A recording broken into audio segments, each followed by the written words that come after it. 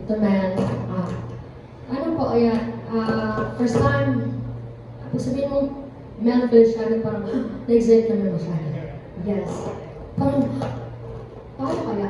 Yun nga, magka-question ka sa sarili kung yung experience, yung lahat ng ginawa nila sa entertainment, di ba?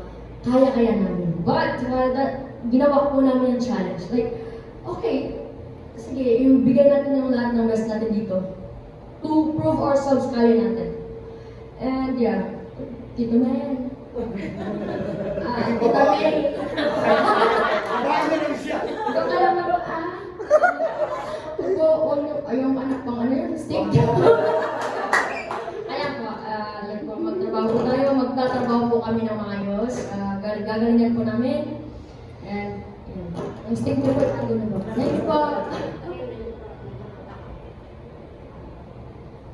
my expectation po kay Tito Mel is napakataas. Kasi nakikita ko ng bata pa ako. Nakikita ko siya sa ano. Nakikita ko siya sa TV. Province kasi yung amin, province na Cebu, so hindi talaga gaano maano. Nakikita ko si Tito Mel pag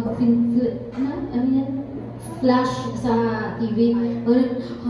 Pag nung sinabi nila ni Mami at saka ni Dad na siya yung magdadirect, napagalan ako, wow, ito, opportunity to. Hindi ako natakot, pero excited ako. Kasi gusto kong matuto at gusto ko pong maipakita kung ano yung talento ko. Kasi yun yung passion na gusto ko. Hindi ako natakot, hindi man sa pinagyayabang, no? Hindi sa pinagyayabang talaga.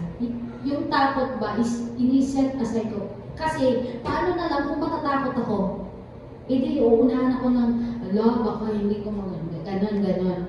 Kaya nilagay ko sa isipan ko, this is a opportunity to us. Yes. Ako naman baliktad. Kung siya hindi natakot, ako takot. Pero, isa yung takot, syempre nandun yung feeling na excited ka. Kasi Tito Mel Feliciano yan eh. Hindi yan basta isang personalidad lang sa industriya. Ang daming dumaan din sa kanya. So, kung yung mga tao na yun is natulungan niya, what more pa ako or kami? Kaya sobrang sabi nga ni Tito Mel, it's not about the money, pero yung iiwan nyo sa tao at yung magiging performance. Sobrang excited na nakakatakot. Yun pa, thank you. Okay, second question, paano nabuo yung grupo and why Magic 7? Paano nabuo? Kami po is, actually kami mga magkakasama na, may mga friend na ako dito talaga sa TikTok. Yan, may mga kasama na ako na nagko-collab na rin. Pero, hindi, late ko, kailan ng CPLs. Actually, kakilala ko lang po dito talaga. Nung una is Jelay, DJ, Master LB. Yan yung mga common na nakikita ko na. And then hanggang sa pinakilala na, nagkasama-sama na, ayun. Ayun po. Nagsimula po nga ito lahat, sabi ni Master Alvin kanina po. In-invite po yung streamers sa TikTok. Doon po kasi kami nagkakilala talaga lahat. And si Mami MCD po namin, sabi niya, punta kayo lahat sa Bohol. Gastusan natin kayo para magkaisa kayo. So doon po nangyari, ang bonding po namin doon is kantahan, kasayahan, lahat ng kung anong sino kami, doon namin nilabas. And nabuo. Yung parang automatic po na nag-connect. So yun po, after Bohol, ayun na, sabi ni Master Alvin, why not mag-produce kasi kami MCD ng concert since yun naman talaga passion and gusto talaga nun. Doon namin na-enjoy ang isa't isa through music. And yeah, Master Alvin.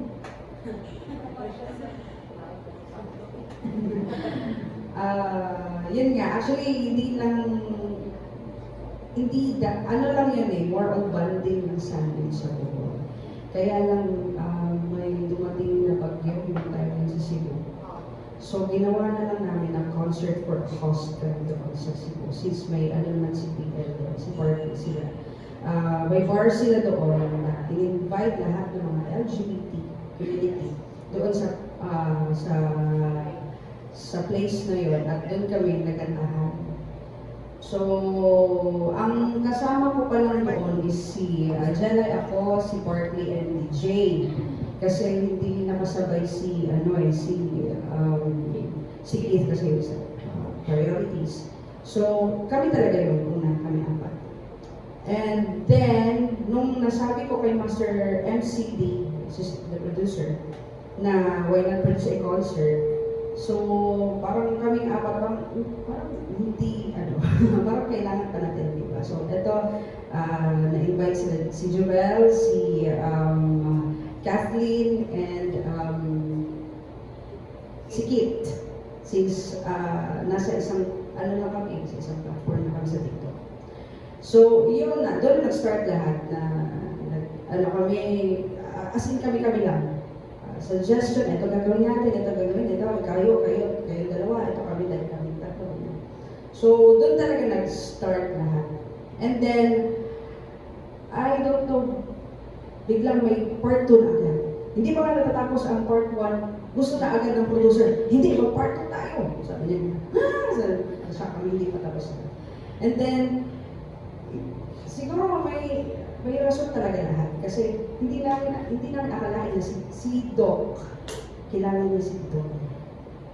Kasi ang nasa nasa mind namin is, sige, mag-produce tayo ng another concert, pero dito lang. Kaya lang, mas bigger ang idea nila na inano sa amin, nilabag sa amin. So, kami naman, na-cultured shock kami kasi galing kami dito sa sa bar lang. Tapos biglang music museum. So, sabi ko, kaya natin. Sabi naman nila daw, and kasama din si Miss Ren na, hindi, kaya nito, makitaan namin kayo ng potential. So, kami naman, malaki din ang namin kasi nagtiwala sila sa amin. And then, mas gumaan din kasi nandito si Tito Mel. So, si Tito Mel lahat ang talaga dito. Ganito yan kasi ang unang-unang part 1 nito, iba ang title niyan. Ang title niyan ay The Rhythm of Pride. The Rhythm of Pride. So, parang nung binigay ni Doke sa amin na nag-meeting kami, sabi ko maganda naman yung pangalan, pero ibig sabihin, hindi ako, sino man nagbigay na, isa yata sa inyo nagbigay nun eh. Si PJ, di ba? DJ, anong meaning nung Freedom of Pride? Parang... Actually po, lahat kami nagbigay ng idea kasi ang June po is Pride Month po talaga yan. So, yung concert po namin sa Music Museum is para po sa mga LGBTQ. So, nag-isip kami ng pangalan and then napagbotohan po namin yung Rhythm of Pride. Yung Rhythm of Pride kasi, nung narinig ko, siyempre, sa amin kasi sa showtime, nasanay kami na dapat malakas sa tenga. Dapat malakas sa tenga. Yung Rhythm of Pride, parang ang dinig ko, Rhythm of the Music, parang gano'ng kanta. So, sabi ko kay Doki, pwede ba ako mag-suggest, kami dalawa ni May, pwede bang palitan natin yung pangalan? Kasi parang hindi nakakatch sa utak ko eh. Ang una ko naisip noon is More Than a Woman. Number 1, di ba? Ganun kayo, More Than a Woman. Pangalawa, Finger Looking Good. Pwede rin, di ba? Di ba? Tapos, yung KFC, KFC na maganda rin. Catchy, di ba? Kasi pagka nag-iisip kayo yung pangalan, for example, ang pangalan niya, Ronaldo, ang pangalan ko Ambo. Sino ka na yung naalala? Di ba si Ambo? Kasi iba yung pangalan niya. Ngayon, nung pumasok na yung, tinawagan ko actually si Jelen, tinawagan ko eh. Tinanay, ano ba ang tawag sa mga, mga tomboy? Sabi niya, ang sabi ni Doki, magic. Oh, malakas pa rin sa pandinig ko, magic. Bakit maging magic? Kasi namamagic nila lahat pati pag-ibig ng babae. Yun ang magic. Yan sila. Kaya nung narinig yung magic, maganda rin magic. Kaysa doon sa finger looking game. Pangit na pangit. Pwede pa kaya, hawak kamay. Bawal yan, bawal. Yakin meaning. Doon na pinag, di ba, double meaning, hawak kamay. Huwag mong kamayin, napapanis. Pwede gano'n, di ba, yung mga pangalan ninyo. So, ayan, kaya ngayon, nabuo na sila, awa ng Diyos, ayan. Kaya si Doki ngayon, tuwan-tuwa, dahil hindi ko na siya tinatawag ng tomboy. Magic na ngayon ang tawag kay Doki. Doki, ba't anong naisip mo? Magsalita ka sa kanila. Doki, bakit itong magic na? Sino galing yun eh? Yes.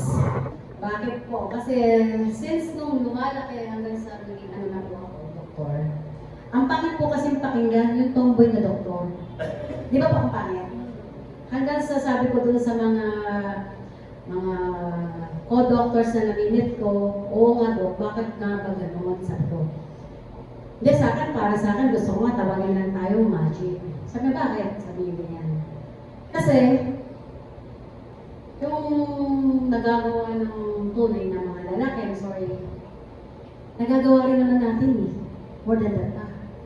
Pero, syempre, may limitasyon. May limitasyon. Syempre, iba pa rin yung mga lalaki, di ba?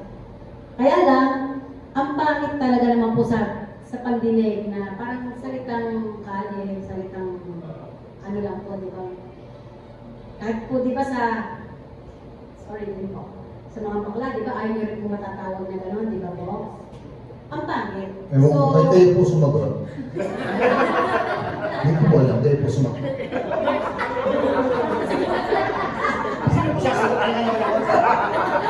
Hindi mo ako bakla.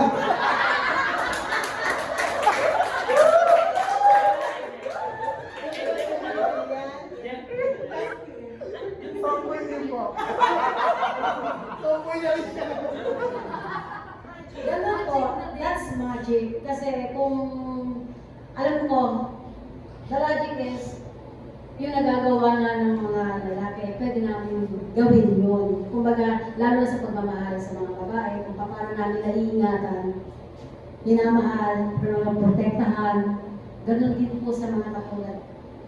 At sinasabi ko nila, bakla, hindi niyo po alam kung ano yung namamagic namin sa bawat buhay ng isang tao. Kaya from now on, nabuo ang Magic of Seven. Yun po yung gusto kong paratingin sa mga LGBT, yung na magic tayo. Ito po.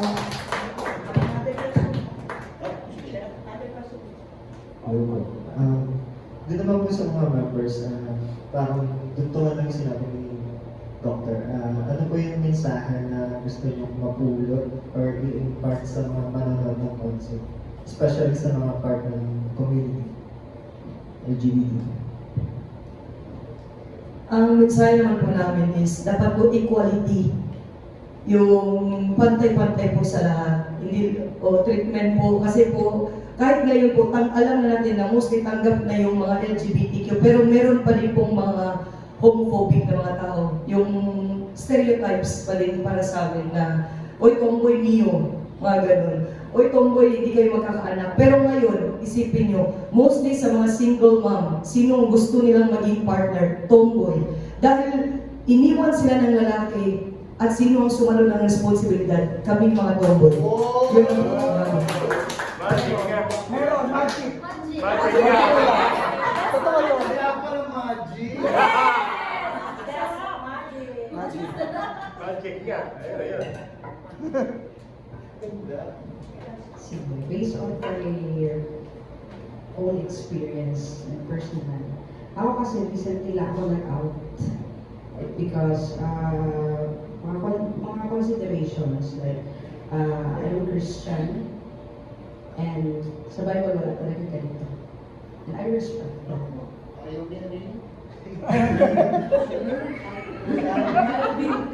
So, yun, medyo nag-hesitate ako na i-out because yun yung weakness ko, yung mabash ka or ano bang term yan na, yes, criticism. So, medyo weakness ko yan, na may masabi ang tao sa akin. So, ako, actually, 2 years ago, bago ako nag-out. Pero alam ko na ito yung identity ko. So, ito din, message din sa lahat ng mga takot. No, mas masarap sabihin, mas magaan yung sabihin niya. I am me now, and ang importante lang wala akong naapakan na tao. As long as maganda ang pagkikitungo ko sa lahat, lalo na sa mga lalaki, sa babae, sa lahat ng mga nakakausap at nakakasalumuha ko. And siguro, isa din to sa mga advocacy, Char. Para bang may advocacy na, di ba?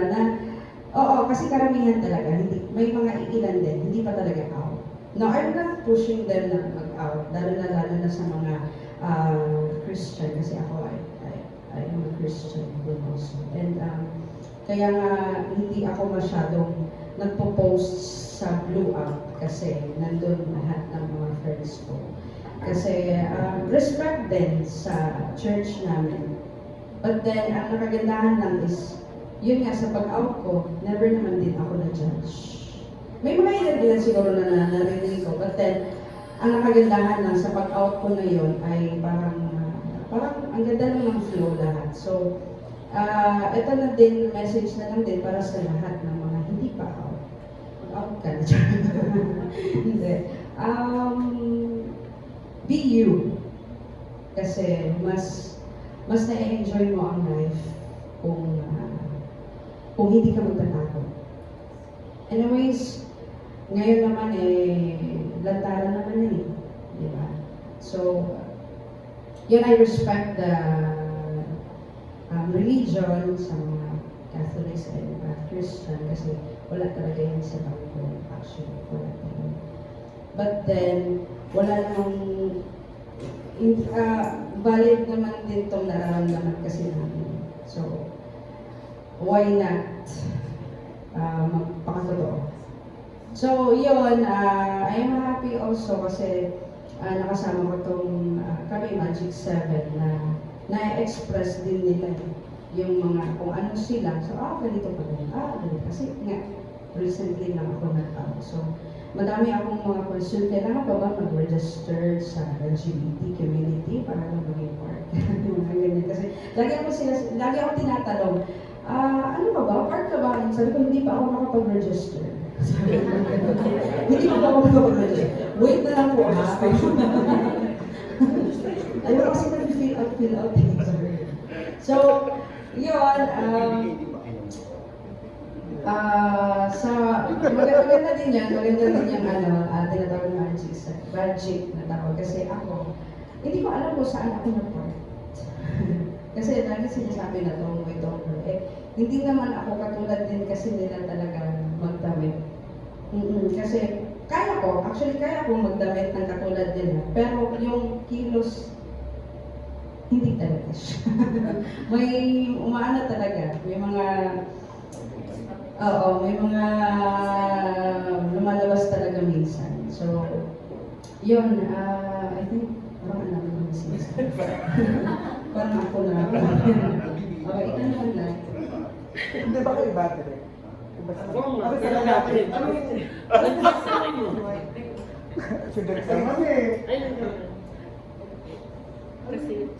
Ito from kayo direct.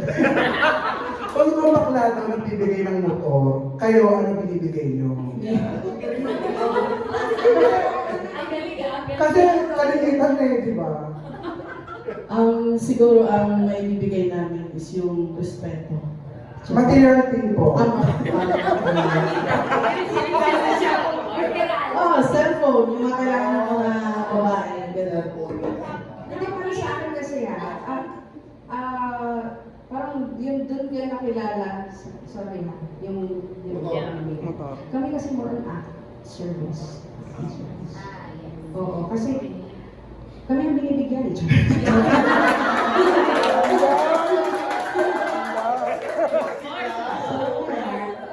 Hindi naman lahat, pero sa Magic talaga.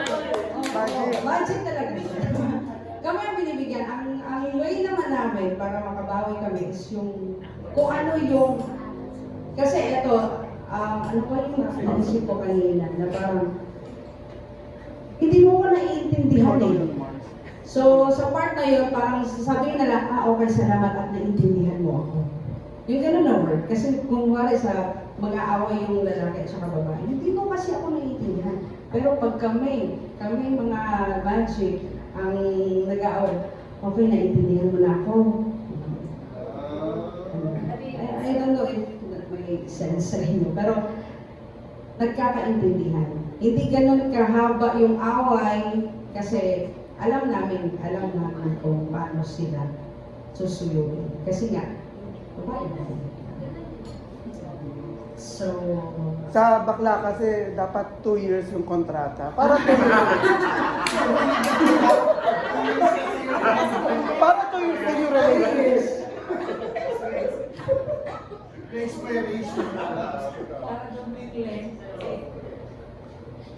Ako naman po, kung sa bakla, ang sabi niyo po is motor o Sapatos.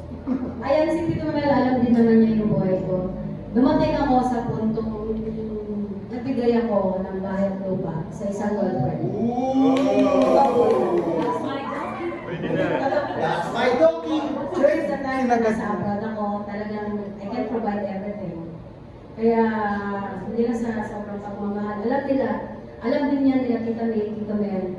Dahil alam nila na isa sa girlfriend ko yung kanilang tapos flight attendant ko yung pamangkin nila. Alam nila Tita Mel, Tito Mel, na dadating sa punto tayo po, minsan galanti po tayo. Tama po ba? Dahil alam natin kung ano yung pagmamahal at ano yung pagkukulang na hinahanap sa atin minsan. Kasi given naman talaga na hindi naman puro kasiyahan lang o hindi puro pagdating sa problema, kailangan kaagapay rin kagad kami. Alam niyo po yan, di ba? Kaya talagang normal thing lang din po yung material things ang maibibigay mo sa taong minamahal mo. Thank you po.